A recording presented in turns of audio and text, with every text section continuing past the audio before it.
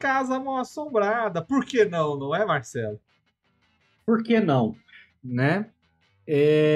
Eu quis falar da Casa Mal Assombrada porque eu acho que esse é um clássico, muito Eu clássico. vou falar da Casa Bem Assombrada.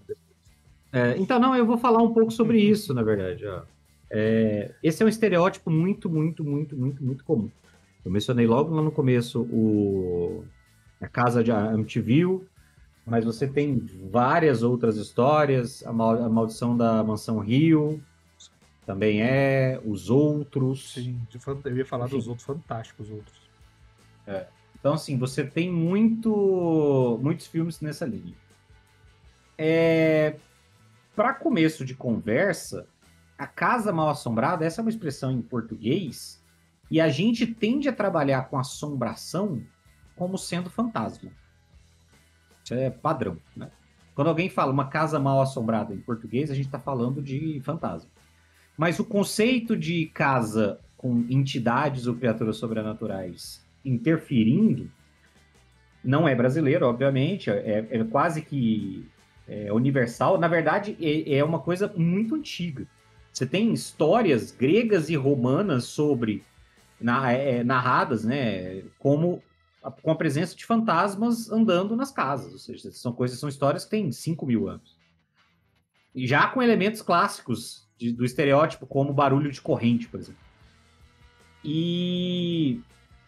Mas em outras civilizações ou em outros lugares, não são necessariamente fantasmas, né? As casas assombradas, entre aspas, ou as criaturas que causam o tipo de problema que os fantasmas causam nas casas mal assombradas em português, como por assim dizer, no Reino Unido, normalmente são criaturas feéricas, são criaturas do folclore céltico. Né? Uhum. No folclore alemão são os goblins. Os goblins vão surgir no folclore alemão como pequenas criaturas que causavam problemas domésticos. E aí você tinha um problema de goblins na sua casa, não necessariamente fantasmas. No Oriente Médio, você tem os djinns. No Japão, você tem os yokai, né? Que não são... que a gente... É muito engraçado que quando você vê qualquer tradução desse conteúdo para o português, na nossa grande tradição cristã brasileira, isso é sempre traduzido como demônio. O que são os djinns? Os djinns são os demônios do Oriente Médio. Os yokais são os demônios que tem no Japão. Não necessariamente. Tem casos que eles são demônios, tem casos que eles vêm de outro... Eles vêm do plano de um plano inferior, tem casos que eles vêm do além, tem casos que eles são fantasmas, tem casos que eles são espíritos de outro tipo de origem, então, enfim. Dito isso, esse estereótipo da casa mal assombrada, o elemento mal, e o Vermelho falou que ia falar da casa bem assombrada, o elemento mal é muito importante. Por quê? Porque, em tese, a existência de fantasmas não necessariamente é uma coisa negativa. Você já deve ter assistido Ghost. O fantasma do Ghost assombra a casa da mulher dele, etc., e assombra a mulher dele com um objetivo benéfico, com um objetivo positivo. Ele não está ali num elemento para causar terror ou para fazer o mal a ninguém. Mas existem os fantasmas malignos naquele cenário, naquele universo que eles apresentam. Demimura até eu assombrava ela se deixasse. Assombraria também de bom grado. Então, assim, para você ter uma casa mal assombrada, você precisa, que seja um local específico, que tenha algum tipo de entidade. Normalmente a gente vai falar em fantasmas, mas qualquer tipo de entidade e tal, que tenha objetivos malignos. Para você ter uma casa mal assombrada tem que ser isso. E aí você tem alguns elementos estereotípicos para isso. Primeiro elemento estereotípico. Quando você fala especialmente de fantasmas, esses fantasmas têm que ter uma conexão muito forte com o local, preferencialmente vinculada à morte deles. Então, assim, algum elemento relacionado à morte daquele fantasma tem que estar relacionado à casa. Existe um motivo pelo qual ele está vinculado à casa, que é outro elemento do estereótipo. Os fantasmas são vinculados ao local. Eles têm uma relação com o local, certo? Eles podem ter uma relação com ocupantes momentâneos, mas eles têm que ter uma vinculação ao local. O segundo elemento do estereótipo é que, normalmente, a causa da morte tem que ser um elemento que justifique aquele fantasma ter, entre aspas, daí já você escolhe a sua mitologia, permanecido no plano material e não ido para onde os outros espíritos devem ir. Sei lá, reencarnar, ir para o céu, ir para o inferno, virar um bicho, o que quer que seja aquela mitologia específica ali. Então eles têm que ter um motivo para não quero ir, quero ficar no plano material, quero interagir com o plano material aqui. Que é o que a gente normalmente chama, como no filme Gasparzinho e nos Fantasmas Se Divertem, de assuntos não resolvidos. Então o fantasma vai querer resolver aqueles assuntos. Quando você tem um fantasma que às vezes está assombrando positivamente, uma coisa que ele pode querer, no caso, como era o caso do Ghost, é justiça. Ele sofre uma morte proposital, sofre um assassinato, ou ele é vítima de um acidente proposital. Ele é assassinado, mas por meio de algo que pareça um acidente, etc. E ele tem consciência daquilo, seja antes ou seja depois da morte, e aí ele quer justiça. Ele quer que a pessoa responsável sofra a justiça terrena, seja descoberta e presa. Esse é um cenário. Normalmente, quando a gente vai para o mal assombrado, não é justiça, é vingança. O fantasma quer ser responsável por deliberadamente se vingar da pessoa responsável pela sua situação específica que está acontecendo ali. Tá vendo a falta que faz as anotações? Eu tinha especificado bem bonitinho cada detalhe do estereótipo. Bem. Então, tem que ter essa vinculação com o local, tem que ter um assunto não resolvido, a morte tem que estar relacionada àquele local de alguma maneira para justificar, certo? Caralho, agora realmente eu não consigo lembrar as outras anotações que eu tinha feito. É muito triste, ficar idoso. Acontece. Mas é mais ou menos isso. A base é mais ou menos essa. Se eu lembrar de alguma coisa enquanto o Vermelho fala, eu volto ao assunto. O que você tem ali é o que prende a pessoa. Você falou do Supernatural, né? Inclusive no Supernatural existiam duas maneiras tem duas exigências para você se livrar do fantasma. A primeira delas é você queimar os restos mortais dela. E a segunda é você queimar junto ou destruir um elemento que provoca o aprisionamento dele no mundo terreno. Porque o fantasma, na verdade, a assombração, não vou falar fantasma, né? A assombração é aquilo que mantém algo preso nessa realidade, sendo que ele já deveria ir para outra. Pode ser um fantasma? Pode ser um fantasma. Pode ser um monstro? Pode ser um monstro. Pode ser uma vontade? Pode ser uma vontade. No Poltergeist mesmo, existem os fantasmas dentro da casa. Os fantasmas estão presos ali na casa. Só que o que acontece não são bem os fantasmas. Existe uma impessoalidade ali. Acontece que ali estão presos os fantasmas que foram de corpos que ali foram enterrados e a terra foi profanada. Então esses fantasmas, esses espíritos não foram para o além, onde eles deveriam ir. E a terra foi sendo ocupada. Acontece que a casa do filme, a casa dessa história, ela fica exatamente onde seria o centro disso daí. Então, foi lá que a árvore antiga, que tinha aquela árvore antiga do lugar, que era uma árvore velhona da época que aquilo era selvagem e tal. Então é naquele lugar lá onde toda aquela energia está concentrada. E eles construíram a casa naquele ponto de energia.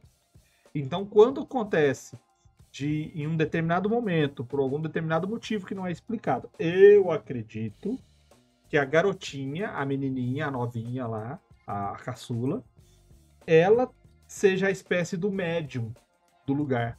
Porque é através das ações dela que as coisas começam a acontecer. Ela nota que tem alguma coisa estranha, ela nota que ela parece que nunca tá sozinha, ela nota que a TV tá diferente quando fica fora do ar. Então é a partir disso. Então a casa começa a se manifestar. Porque o poltergeist, ele não é um efeito de ação de um fantasma. Ele não é descrito como a ação de um fantasma. Ele pode ter um fantasma, ele pode ter essas coisas, mas o poltergeist é uma ação metafísica que é transformada em ação física pelo intermédio de uma pessoa. Ou seja, energias dali se manifestam porque uma pessoa é o foco da ação. Ela meio que doa essa energia. Né? Tanto é que o filme chama-se Poltergeist, o Fenômeno. Né? Porque as coisas não é um fantasma que aparece dando susto. Não aparece fantasma, a não ser no final do filme. Quem está realizando tudo aquilo lá é a casa. A casa está agindo. Ela mexe os móveis. Ela atrapalha as pessoas. Ela liga e desliga a energia. Ela muda de temperatura. É ela que faz esses elementos.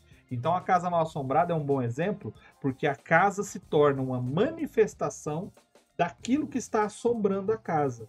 Então se a pessoa... Eu narrei uma história baseada numa história real, mais uma vez, que é a história uma das histórias que inspirou a história do Exorcista e que teve a participação daquele casal daquela série de filmes, como é que é o nome? Não sei Invocação do Mal. Isso, Invocação do Mal. Aquele casal lá participou de todos. E eles participaram da investigação desse caso, que é considerada uma das maiores fajutices do mundo. Quando eu era adolescente, eu pesquisava na internet aquele subliminar.com, terrorhor.com, aqueles sites assim. Eles traziam esse como um dos eventos de poltergeist. Assustador.org. Que era um dos casos mais coisados de manifestação, de poltergeist, de possessão e exorcismo. Só que, cara, você vê que as fotos é tudo fajutagem, o troço é terrível, terrível. Só que ela é uma boa história de ser contada. E eu narrei ela pro Líbio. E aí, qual que era a história? A história era, eventos poltergeist estavam acontecendo numa residência, a família pediu ajuda para todo mundo, pro pastor, pro padre, pra polícia, para todo mundo, na Inglaterra. Década de 70. Pediu ajuda para todo mundo e nada resolvia. Até que ele, que era um parapsicólogo, foi lá. Era nos primórdios do sistema mistério. Era nos primórdios. Aí ele vai lá para fazer as análises dele. E realmente aconteciam coisas. E aos poucos as coisas foram progredindo. E tudo girava em torno de uma cadeira que está na sala. Eles mexiam essa cadeira voltava depois de um tempo. Ela não mexia na frente dos outros. Ela simplesmente mexia pra lá. E o dia que eles tiraram a cadeira do cômodo e eles foram dormir, eles acordaram com um barulheiro e a sala estava praticamente destruída. Eles voltaram com a cadeira pra lá. E aí o Lib descobre depois, né, jogando, que existe um cara que morava ali antes deles morarem. E o cara era um velho que morreu naquela cadeira. Aquela era a cadeira dele. Aquela era a cadeira que a ex-esposa tentou levar embora e ele não deixou, ele não deixava ninguém sentar nela, ele passava o domingo sentado assistindo TV e lendo jornal, então ele não deixava essa cadeira. E ele era extremamente irritado com qualquer pessoa que chegasse perto dessa cadeira. E de tantas pessoas usarem a cadeira sem a permissão dele, ele passou a se irritar com tudo. Com as pessoas não respondendo ele e tudo mais. Então tudo girava em torno de uma presença que era em torno dessa cadeira, mas que acabava fazendo manifestações depois nos outros cômodos. Como, por exemplo, derrubou o guarda-roupa em cima da cama da menina com a menina deitada lá. Quase que arrebenta a menina. Fecha a porta, tentou fechar a porta para esmagar a mão de alguém. Então são coisas que não é o velho que tá lá empurrando. É a casa reagindo às pessoas porque a casa está assombrada. A casa é o problema. Tanto que no final lá o Líbio faz os processos lá, né? A purificação do ambiente. E beleza, cara. A casa está limpa. A casa está limpa. Ele entra no carro dele e vai embora. É o final da história dele. Quando ele vai na segunda esquina, que ele tá um pouco mais rápido, acidente de carro. Ele morre? Não, ele não morre. Ele tá com o carro virado, porque um outro carro veio e arregaçou o carro dele vira. Quando ele tá se ajeitando no retrovisor, ele vê que tem um velho sentado no banco de trás. O velho foi assombrar ele agora. Então, assim, esse era o contexto. Então, esse é um elemento que eu lembrei, uma coisa que eu queria falar, que é o seguinte, e aí a gente tá falando agora já para dentro da lógica de construção de RPG, do storytelling e tal. Duas coisas. A primeira, você usar uma casa mal assombrada, te dá dois... Christine! Eu tava tentando lembrar de um livro de Stephen King que o local importa. Christine, o carro assassino. Não é bem local nesse caso, né? Você entra no carro, você não entra na pessoa, né? Então ele não é um indivíduo, ele é um lugar. Tudo bem. É um objeto, na verdade. Aí é mais comum, igual o macaquinho lá do que tava no filme agora. Lá macaco. O macaco, né? É o macaquinho do filme, o macaco. O macaquinho. Não é o macaquinho, o nome do filme deveria ser O Macaquinho. Então, assim, você tem dois elementos que... Você usar uma casa mal assombrada, você já tem dois elementos naturais, automáticos. Que é world building e lore, né? Uhum. Porque o world building você vai... A menos que você seja Stephen King, você vai querer justificar aquela casa. Por que ela é assim? Por que ela é assombrada? E aí você pode fazer isso via fantasma ou via localização. Via cemitério indígena, via, sei lá, radiação que cria zumbis. tá? Os caras fizeram um negócio em cima de um aterro sanitário, que foi quando o Luiz narrou All Flesh Must Be Eaten pra gente. E aí os zumbis surgem pela radiação dos rejeitos do Césio 137 em Hidrolândia. E aí os zumbis vão surgir lá. Muito boa explicação, aliás. Né? E aliás, então, falar em assim, zumbi e tóxico, já Toxic saiu o Avenger. Vingador Tóxico, já tá disponível nos streams. Exatamente. Então, e você tem esse elemento de world building que você vai construir o lore em volta da casa e tal. Mas o outro elemento que eu queria falar é que esse é um estereótipo tão forte, tão bem estabelecido, tão bem cravado na mente dos seus personagens, dos seus jogadores, que a minha sugestão se você for utilizar isso numa aventura, você subverter algum dos elementos. Então, essa história que o Vermelho falou, ele dá uma subvertida. Por quê? O estereótipo da casa mal-assombrada, os fantasmas ficam presos à casa. Se o fantasma consegue ir embora, se o fantasma consegue ir atrás de alguém que saiu da casa, é uma ruptura de estereótipo. O exorcismo não foi expulsar o cara da casa, o exorcismo foi desvincular a casa do cara. Exatamente. E agora o cara é um fantasma maligno que está livre para poder assombrar quem ele quiser. E aí tem que ser um outro elemento, vira uma dinâmica completamente diferente. Então, você tem que pensar nos estereótipos dos elementos naturais e subverter. Por quê? Porque os seus jogadores vão chegar lá com todo esse arcabouço cultural. Cadê o efeito sonoro? Tudo. Arcabouço cultural sobre o que é uma casa mal-assombrada. E eles vão usar isso consciente ou inconscientemente. Vai ter um metagame, vai ter esse elemento. Então, é bom você trabalhar, como eu falei, quebra de expectativa. Olha aí, o jumpscare de arcabouço cultural. Você trabalhar com a quebra de expectativa do terror. A galera vai chegar com uma expectativa sobre o que é uma casa mal-assombrada e você vai quebrar essa expectativa subvertendo algum desses elementos do estereótipo. E aí pode ter certeza que isso vai dar um diferencial. E eu vou me corrigir aqui, porque quando o personagem do Líbio fez essa parada, ele não viu o fantasma pelo retrovisor.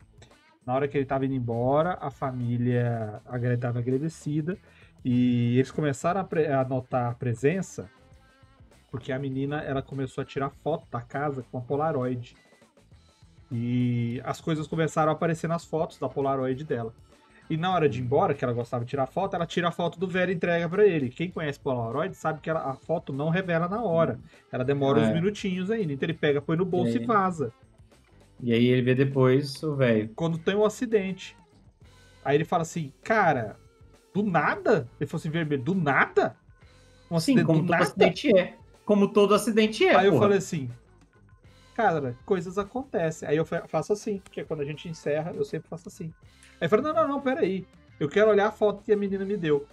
Ela falou, beleza, você puxa a foto, você dá uma olhada e você vê que você tá junto do carro, fazendo o sorriso que você falou que ia dar, e lá sentado no banco de trás tá o velho.